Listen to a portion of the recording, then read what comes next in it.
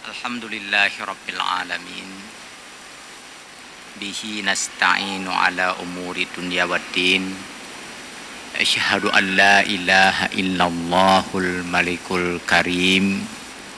Wa asyhadu anna Muhammadan abduhu wa rasuluhul amin. Allahumma salli wa sallim ala sayyidina Muhammadin sayyidil anbiya'i wal mursalin wa ala alihi wa ashabihi ajma'in. Ma'asyiral hadirin al-muslimin, usikum wa iyaya bitaqwallah faqad fazal muttaqun.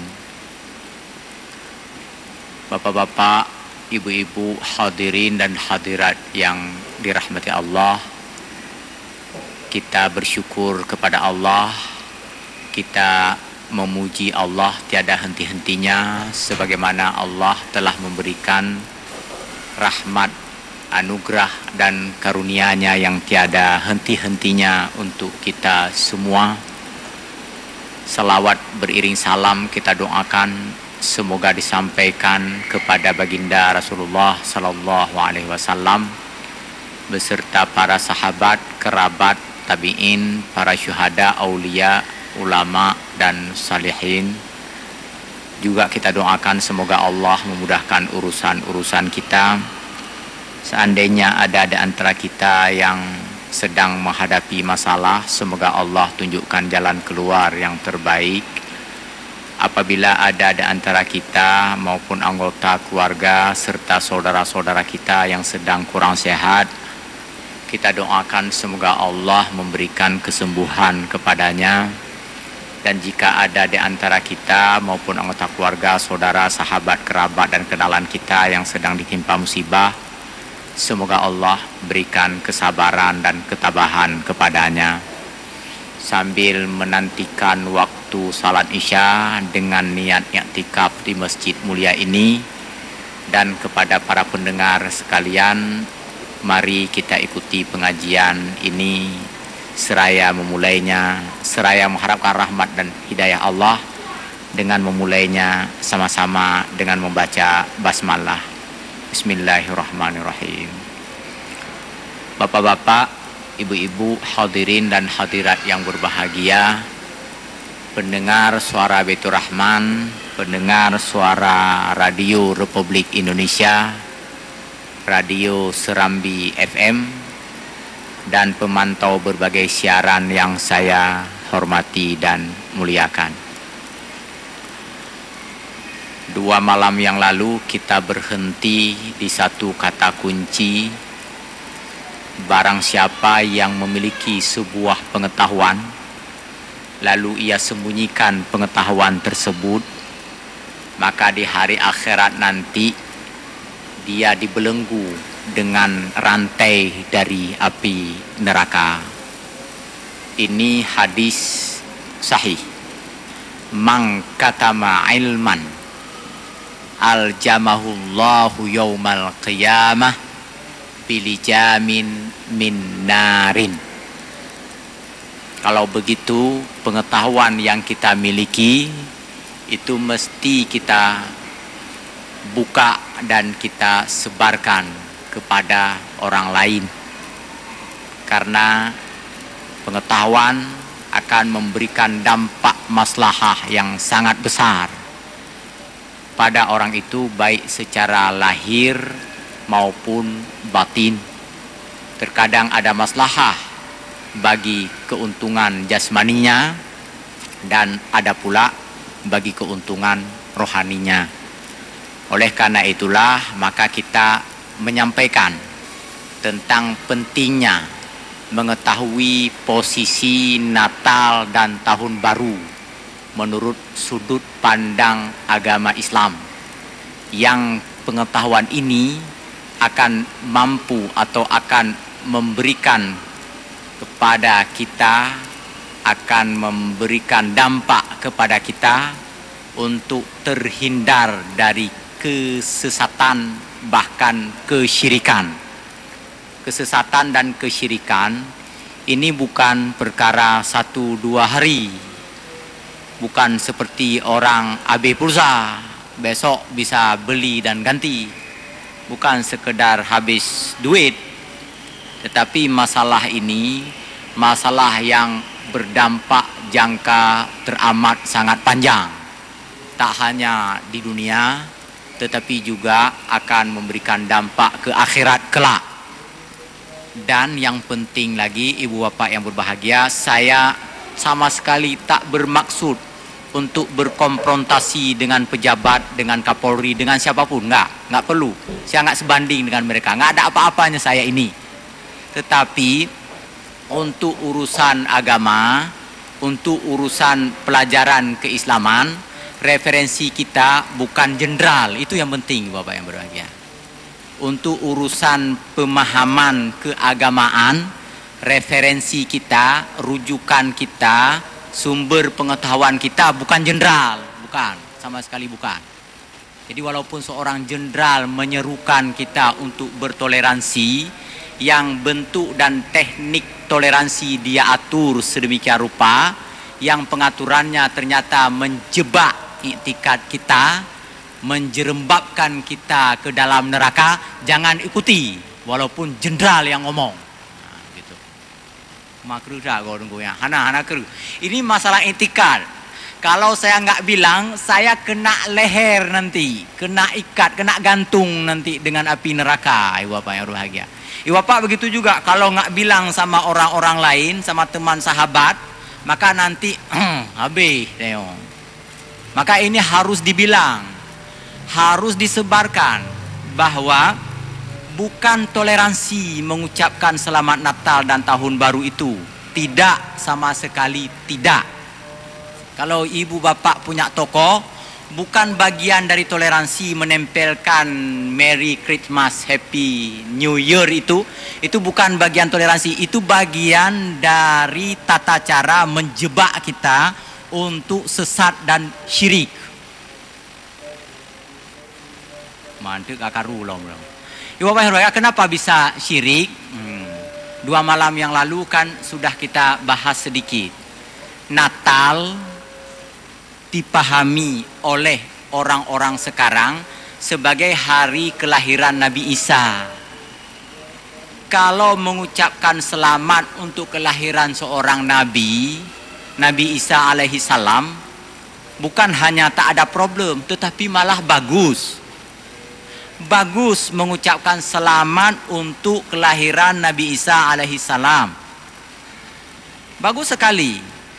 Tapi persoalannya, siapa yang bisa memastikan bahwa Nabi Isa itu lahir tanggal 25 Desember? Nggak ada.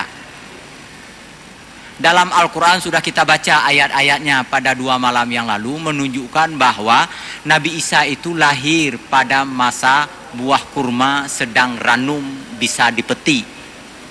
Makanya Maryam diperintahkan oleh Allah, wa huzzi ilaiki bijiza'in nakhlati tusaqit alaiki rutaban janiyya. Ini mohon maaf bapak yang berbahagia, seorang tokoh masyarakat Aceh tadi menelepon saya untuk menyampaikan sekali lagi ini yang dihubungkan dengan Happy New Year-nya, yang dihubungkan dengan pergantian tahunnya. Jadi mohon yang sudah mendengar Tuk Pinyung lesi ajuk sih. Jadi Nabi Isa lahir itu digambarkan di dalam Al-Quran bukan pada bulan Desember, bukan, sama sekali bukan. Tetapi lahir Nabi Isa pada saat kurma, buah kurma siap dipanen atau siap dipeti. Isyaratnya bisa kita baca dalam surah Maryam. Kemudian karena kebetulan saya membaca kitab Injil, baca kitab urung kafe, bukan. Ini untuk pembelajaran, ini untuk pengetahuan. Di dalam kitab Injil versi Lukas dan juga Matius disebutkan bahwa Nabi Isa atau dalam bahasa dia Yesus itu lahir di malam hari. Di saat itu domba-domba bergerombol tidur di atas rerumputan. untuk mendapatkan kenyamanannya, karena cuaca atau udara waktu itu sedang musim panas. Ibu bapak boleh cek di seluruh dunia bulan Desember itu nggak ada yang musim panas, kecuali musim cara urung Aceh. Musim urung Aceh pun maksudnya, kalau ditanya orang ada 4 musim, ada musim panas, musim dingin, musim gugur, musim semi.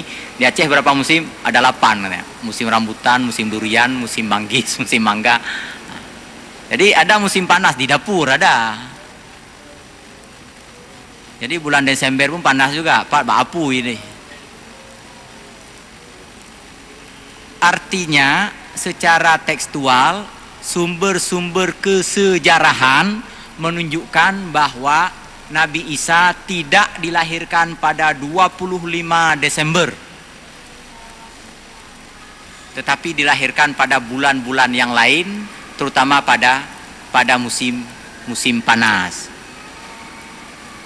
Kalau begitu untuk apa juga diperingati 25 Desember? Sekali lagi, peringatan 25 Desember ini didedikasikan untuk memperingati kelahiran Dewa Janus yang lahir di langit pada tanggal 25 dan lahir di bumi pada tanggal 1 Januari atau seminggu kemudian. Jadi perayaan, penghargaan, pengagungan, pembesaran dan ucapan selamat itu bermula dari tradisi Romawi yang mereka akhirnya mengadopsi agama Kristiani ini. Lalu karena dalam agama Kristiani orang yang dianggap terbesar adalah Nabi Isa, maka mereka sebut sebagai Yesus sekaligus Kristus. Posisi Nabi Isa ujung-ujungnya sama dengan posisi Dewa Janus. Janus dianggap juga sebagai anak Tuhan. Dan Nabi Isa pun di dalam tradisi Kristiani yang masuk ke Eropa dianggap sebagai anak Tuhan. Dan dari Eropa lah agama Kristen ini tersebar dan menyebar ke seluruh dunia, dibawa oleh para penjajah Eropa, mulai dari Portugis, Inggris, Belanda, Spanyol dan sebagainya. Bahkan beberapa sumber Barnabas generasi awal itu sama sekali tidak menyebutkan Nabi Isa sebagai anak Tuhan. Tidak. Injil Barnabas yang terus menerus dijaga, dipelihara dan ditulis ulang, yang beredar di Libanon, di kawasan Palestina dan sebagainya, yang tidak sempat terjamah dengan peradaban Eropa, itu menjelaskan Nabi Isa adalah seorang manusia, bukan sebagai anak Tuhan. Satu-satunya penjelasan yang menyebutkan Nabi Isa sebagai anak Tuhan itu adalah sumber atau kitab-kitab Injil yang telah bersentuhan dengan peradaban Romawi. Yang Romawi waktu itu beragama paganisme, agama syirik, agama yang menyembah para dewa. Satu di antara dewa itu adalah Janus yang kemudian diadopsi dengan Yesus Kristus. Maka mengucapkan selamat Natal dan selamat Tahun Baru di sini adalah bernada kesyirikan. Mengucapkan selamat atas kelahiran Dewa, Sang Anak Tuhan. Baik untuk 25 Desember maupun untuk 1 Januari. Ibu bapak kalau pergi ke kota-kota besar, itu plang, pamflet, bunga-bunga dan segala macam, itu satu paket. Selamat Natal dan Tahun Baru. Nggak ada yang setengah. Selamat Natal aja nggak ada. Selamat Tahun Baru tok hana.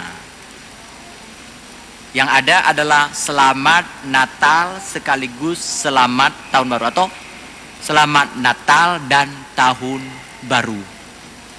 Ini menunjukkan bahwa Natal dan Tahun Baru adalah satu paket. Dan sama sekali tidak didedikasikan untuk Nabi Isa. Tidak, sama sekali tidak. Tetapi ini asal muasalnya didedikasikan kepada Dewa Janus. Artinya ini adalah paham kesyirikan. Paham yang dapat membawa orang-orang kepada kesyirikan.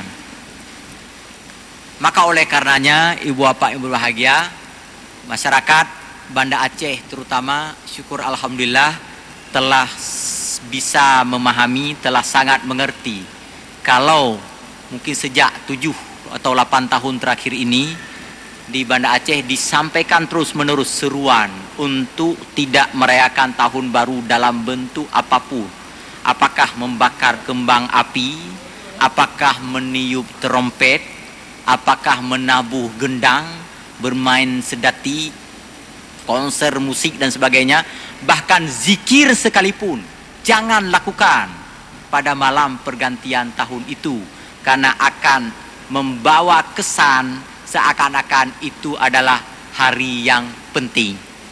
Kita mesti membiarkan hari itu sebagai hari yang biasa-biasa saja. Kalau malam sebelumnya kita berzikir, maka tak apalah kita berzikir pada malam tersebut.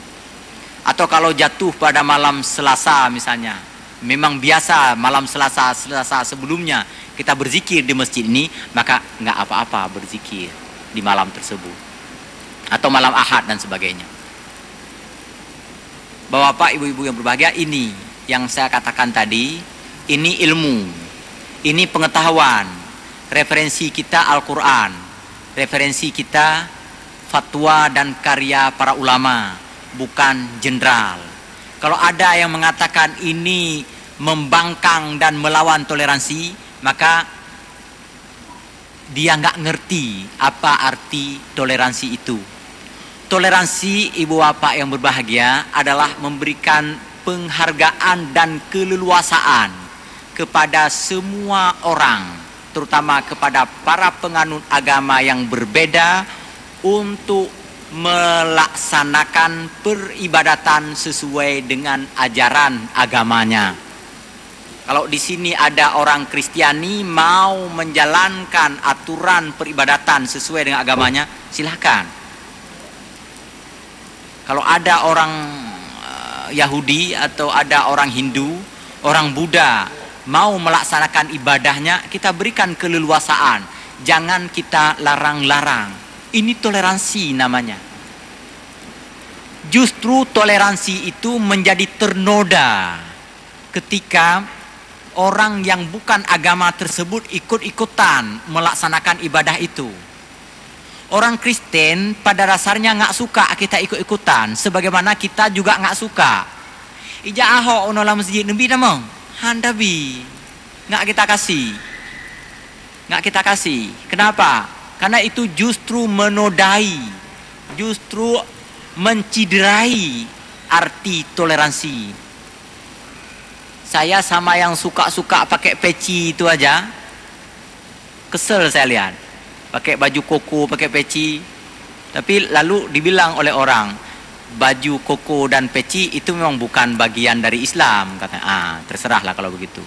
Saya teringat, waktu saya anak-anak dulu, saya sekolah ke Sumatera Barat, singgah di Padang Sidempuan, penjual-penjual salak, batak-batak itu pakai peci semua. Gitu. Jadi banyak yang bukan beragama Islam pakai peci juga. Kalau begitu bukan urusan pecinya sekarang, tetapi urusan kalau dia ikut-ikutan misalnya melaksanakan salat, ikut-ikutan masuk ke dalam aktivitas peribadatan kita, ini menciderai toleransi. Toleransi itu adalah mereka memberikan keleluasaan kepada kita. Saat kita melaksanakan salat, mereka nggak mengganggu. Nyui kerja buat PLN baik pemati lampu, itu itu supaya kita nyaman dalam melaksanakan ibadah salat, atau membunyikan kendaraan lalu lalang di kiri kanan masjid pada saat salat sedang ditunaikan, ngong su Honda, ngong su moto, itu nggak toleransi namanya. Nyampe drop orang lagi yang ledok cuti-cuti tiga kata po. Rupanya pas kita tangkap bukan orang mereka, awak kita nyong sih rupanya. Ibu bapak hadirin dan hadirat yang berbahagia, kembali tadi, man katama ilman aljamahullahu yaumal qiyamah bilijamin bin narin. Atas dasar pandangan inilah, maka hampir semua komponen masyarakat di Banda Aceh, bahkan juga di Aceh, mengeluarkan seruan bersama. diletakkan di tempat-tempat umum, di pamflet-pamflet besar itu arah ke di depan Masjid Al-Ma'mur itu ada pamflet papan reklame besar. Sampai hampir baca yang panjang datat. Nyampi kurang aja. Ditempel di situ, mana sempat kita baca. Kita berhenti cuma berapa menit dan dari jauh nggak terbaca. Tapi yang penting begitulah upaya, begitulah usaha untuk melepaskan, untuk membebaskan umat dari kesalahan iktikad. Ibu bapak yang berbahagia, iktikad itu jauh lebih penting daripada amal sekalipun. Karena amal itu baru akan bermakna ketika dia diletakkan di atas landasan yang tepat. Landasan itulah iktikad. Ibarat membangun sebuah rumah. Iktikad itu adalah pondasi. Bagaimana kita meletakkan dinding jika pondasi tidak ada? Bagaimana kita mengecor lantai kalau pondasi rumah tidak kuat? Dia akan keropos dan sebagainya. Itulah posisi iktikad. Makanya di dalam ibadah-ibadah, termasuk ibadah salat, kita berniat. Niat kita. Ujung niatnya lillahi ta'ala. Maksud lillahi ta'ala adalah saya laksanakan ibadah ini demi atau hanya karena Allah Subhanahu wa taala. Mengatasnamakan Allah untuk sebuah ibadah itu artinya kita sedang membangun iktikad atau sedang meletakkan amalan kita di atas iktikad yang benar, iktikad yang lurus. Maka sekali lagi bahwa begitu pentingnya menjaga dan memelihara iktikad ini. Jangan gara-gara ikut-ikutan, jangan gara-gara media sosial dan media massa, jangan gara-gara televisi terus-menerus menayangkan Happy New Year, Merry Christmas dan sebagainya, lalu kita ikut-ikutan di situ. Ibu bapak yang berbahagia, di sebahagian orang hal ini tidak dianggap serius. Di sebahagian masyarakat saya melihat sendiri hal seperti ini dianggap biasa-biasa saja. Makanya di rumah mereka pun terjadi pengamalan yang sangat bervariasi dalam soal agama. Saya sebutkan contoh, saya pernah berada di sebuah kota lain pada musim-musim begini. Pada penghujung bulan Desember. Karena nggak ada tiket pesawat nggak bisa pulang. Pengennya pulang. Jadi tertahan di kota lain. Saya melihat seseorang memakai topeng topeng santo Santa. Lalu membagi-bagi coklat, membagi-bagi permen coklat kepada anak-anak. Nanti bilang haleluya anak-anak tuh. Dia bilang juga haleluya.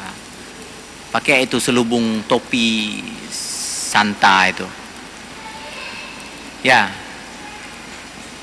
Udah capek dia bagi-bagi itu. Nah, kebetulan udah masuk waktu maghrib. Saya mau berwudu. Dia berwudu juga. Dia buka ini. Ya, cok-cik sembahyang. Rupanya yang bagi-bagi santo tadi orang Islam. Menyampu-nyampu. Ketika ditanya kenapa begini, ya jawab ini demi toleransi. Yang begini ibu bapak yang berbahagia ini nggak masuk bagian dari toleransi. Walaupun jenderal bilang ini toleransi, jangan percaya. Urusan keamanan, urusan kenyamanan, urusan ketenangan, urusan pemeliharaan ketertiban, oke, jenderal rujukannya. Tapi urusan iktikad, urusan keyakinan nggak usah percaya sama jenderal sekalipun. Ini akan menjebak kita. Walaupun ada edaran disuruh semua perusahaan agar menyelenggarakan Natal di perusahaannya, jangan lakukan. Tetapi seandainya anak buah kita atau karyawan kita ada yang beragama non-Islam, lalu dia ingin melaksanakan ibadah pada malam Natal dan Tahun Baru, silakan. Silakan. Berikan cuti, berikan libur untuk dia, nggak apa-apa. Yang jangan kita ikut-ikutan. Yang jangan kita bikin bikin perayaan untuk Natal itu atas nama perusahaan, atas nama toleransi. Jangan. Ini bukan bagian dari toleransi. Kita harus tegas masalah ini. Ini masalah iktikad. bukan persoalan basa-basi. Ini bukan masalah politik yang hari ini begini, besok bisa berubah. Bukan. Ini masalah intikad. Oleh karena itu, begitu pula dengan tanggal 1 Januari nanti.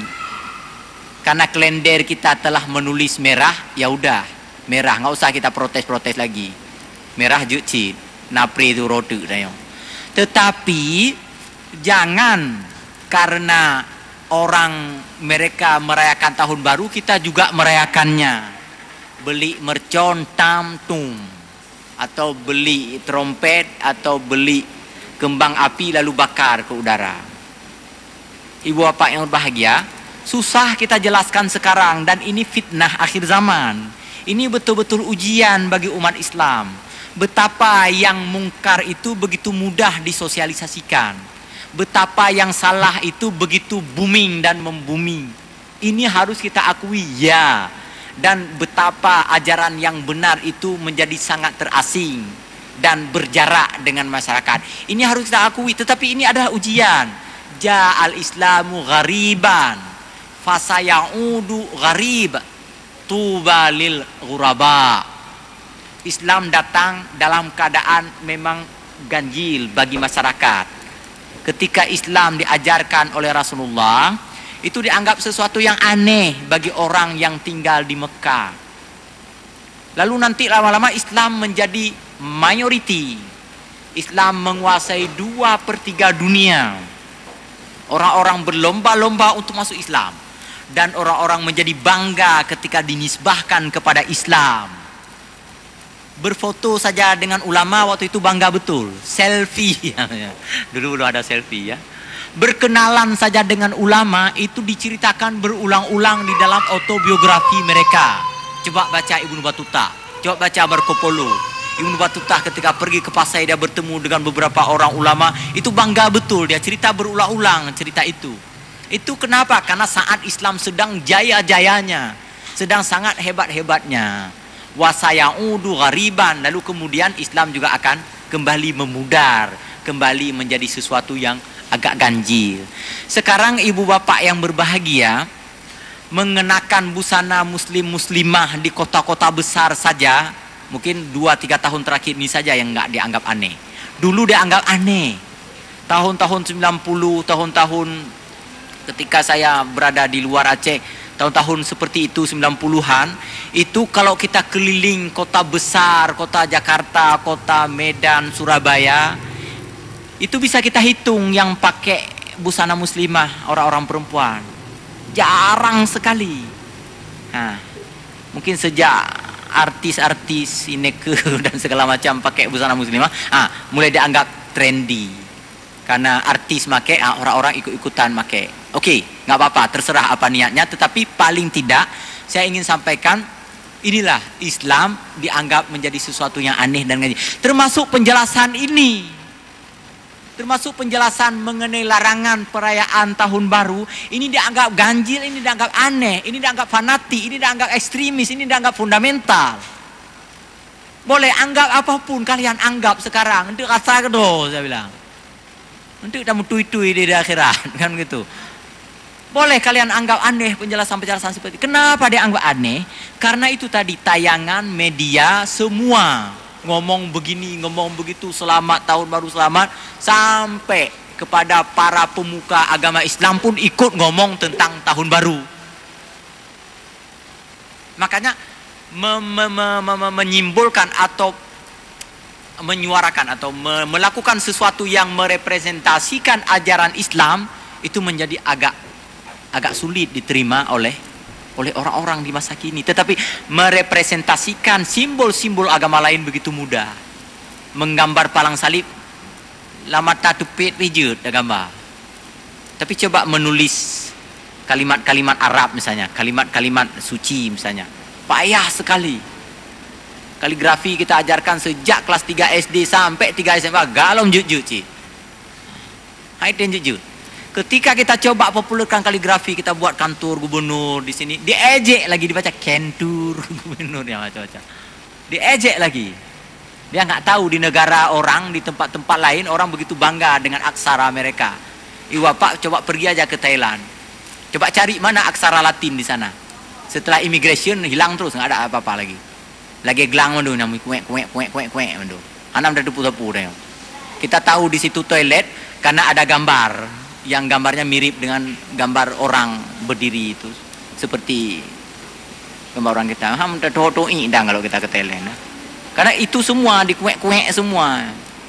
Itu contoh. Jadi simbol-simbol agama non-Islam atau simbol-simbol kemungkaran, simbol-simbol kejahatan sekarang ini begitu populer. Kalimat-kalimat buruk, kalimat-kalimat jelek, kalimat-kalimat tercela juga begitu populer. Sedangkan kalimat-kalimat thayyibah itu dianggap sesuatu yang aneh dan ganjil pada saat kita melafalkannya. Ini ujian bagi kita. Ini telah masuk kepada fase agama Islam menjadi sesuatu yang aneh dan asing. Maka saya pernah ditantang oleh seseorang, Ustadz katanya, sekarang makhluk manusia di muka bumi ini tercatat lebih kurang 6 miliar. Umat Islam itu hanya sekitar 2 miliar. Apa adil yang masuk surga? Yang 2 miliar saja belum tentu masuk surga. Yang orang Islam yang 2 miliar saja belum tentu masuk surga, dia bilang. Apa adil? Sang Maha Pencipta itu dia nggak bilang Allah, dia Sang Lepu Sang Ho. Sang Maha Pencipta itu adil. Lebih banyak di neraka daripada di surga. Banyak orang-orang non-Muslim itu baik-baik katanya. Banyak orang-orang non-Islam itu sangat pemurah, berlaku adil, menjaga tugas dan kewajiban, tidak melakukan korupsi. Banyak katanya. Apa tidak diberikan surga untuk mereka? Ini kalimat-kalimat yang bisa menjebak kita. Nanti kita akan bilang, ya juga ya. Kalau ya juga ya, katicat. Maka jangan cepat kali ya. Untuk menghindari kita terjebak akan mengatakan ya, maka kita perlu referensi, kita perlu ilmu, kita perlu pengetahuan. Apa pengetahuannya? Katakan pada dia, usia bumi ini bukan dimulai kemarin sore dan berakhir esok pagi, bukan. Usia bumi ini sudah cukup lama. Sejak dari Nabi Adam ada, itu bumi sudah lebih dahulu ada. Dan usia kehidupan juga sejak dari zamannya Nabi Adam sampai sekarang. Dan sampai entah berapa lama lagi nanti. Dalam usia yang teramat sangat panjang itu, umat manusia menganut agama tauhid. Terus menerus menganut agama tauhid. Begitu mereka menyimpang dari agama tauhid, dimusnahkan. Lalu diciptakan atau diciptakan apa namanya? Diutus umat lain di muka bumi ini, umat yang bertauhid. Terus menerus umat yang bertauhid. Umat yang mengakui keesaan Allah. Begitu udah mulai menyimpang lagi, dimusnahkan lagi. Kecuali umat akhir zaman. Ini sudah dikatakan oleh Rasulullah, umat akhir zaman ini tidak dimusnahkan. Tetapi ketika merajalela kejahatan, lalu terjadi penentangan dan pembangkangan terhadap kebenaran secara sistematis, maka orang-orang beriman dan orang-orang taat dimatikan pelan-pelan, dimatikan satu persatu, meninggal. Lalu nanti yang tersisa hanyalah orang terburuk, min syarrin nas, min asyarrin nas, generasi terburuk, min asyarril qurun, karni yaumil qiyamah. Yang tersisa nanti adalah generasi terburuk yang ada di alam semesta. Baru mereka dimusnahkan semuanya. Tidak lagi diutus Nabi. Kalau dulu ya, Nabi Nuh berdakwah terjadi penolakan, dan penolakannya dilakukan secara sistematis dengan membentuk kekuatan-kekuatan sosial, maka mereka dimusnahkan. Kenapa dimusnahkan? Karena melakukan perlawanan terhadap kebenaran. Makanya di sebuah kampung, di sebuah masyarakat, kita mesti selalu mensiasati. Jangan sampai muncul kekuatan anti kebenaran. Jangan sampai muncul ada orang yang memiliki kekuatan untuk melarang orang melakukan kebajikan. Tetapi kalau orang-orang itu hanya orang-orang jahat saja, hanya orang-orang yang tidak baik saja, kita belum berbahaya.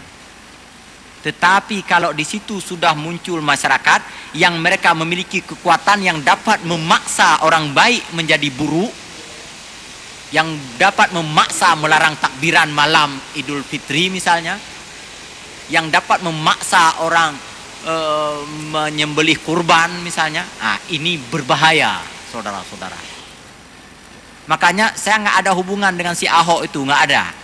Kecuali karena dia melarang orang berkurban, itu aja masalahnya. Kecuali karena dia melarang Idul Fitri saja, takbiran di Idul Fitri saja, itu persoalan. Jadi bukan hanya tidak melaksanakan kebajikan, tetapi telah melakukan, membangun kekuatan untuk menolak kebenaran dan kebajikan. Cuma waide ramai dengut, nyenjak kena ceramah dia sendiri tertidur di sana.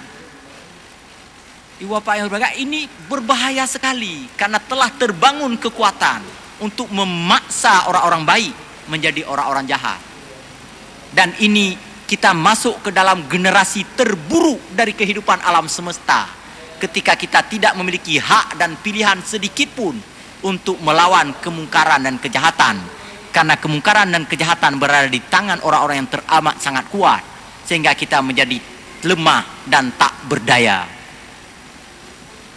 Ibu bapak yang berbahagia, maka ujung-ujungnya kita kembali ke tahun baru.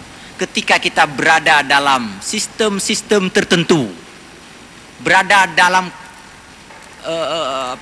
dalam kelompok instansi tertentu, berada dalam perusahaan-perusahaan tertentu, ketika dipaksa kita untuk merayakan tahun baru, jangan ikuti. Kalau kita mengikutinya, berarti kita sedang menjerumuskan diri untuk masuk ke dalam generasi terburuk dari kehidupan di alam semesta ini.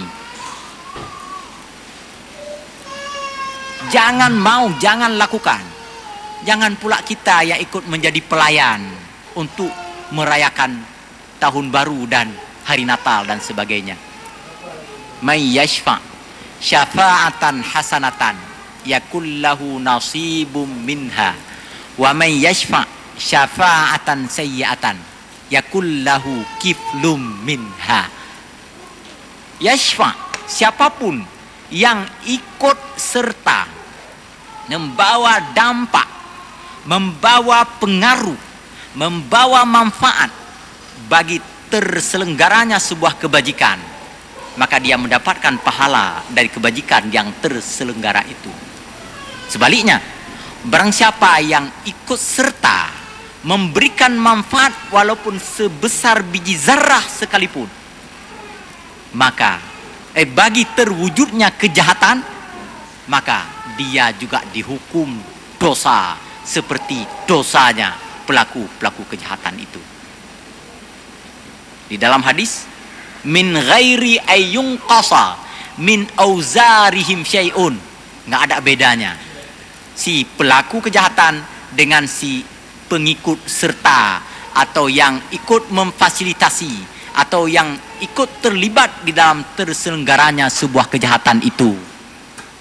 Tahun baru misalnya kita ikut-ikutan, doku tagunbu menteng, doku masai menteng, ada yang grup-grup juga. Maka yang grup, yang deng, yang chen, si mat talo, si deng kedro, si peh bajo sama dalam hubungannya dengan ini. Maka kita mesti sangat mewaspadai hal ini. Dan sekali lagi ini adalah ujian bagi praktek keimanan kita. Orang tidak mengajak kita untuk mengingkari keberadaan Allah. Tidak. Orang tidak menodai iktikad kita dengan mengatakan percayalah Tuhan tiga. Tidak. Nyan urung bangai nyan. Yang mereka lakukan adalah mengajak kita untuk membiasakan diri menyambut Natal dan Tahun Baru, karena Natal dan Tahun Baru adalah perayaan kelahiran Tuhan tiga. Laqad kafaral ladina qalu innallaha salisu salasa. Sungguh telah kafir orang-orang yang mengatakan Allah satu dalam tiga atau tiga dalam satu. Tanpa kita sadari kita ikut mengucapkannya, maka kita masuk ke dalam khitab ayat tersebut. InsyaAllah kita lanjutkan pada pertemuan mendatang. Lebih kurang saya mohon maaf. Subhanakallahumma bihamdika asyhadu an la ilaha illa anta astaghfiruka wa atubu ilaik. Wassalamualaikum warahmatullahi wabarakatuh.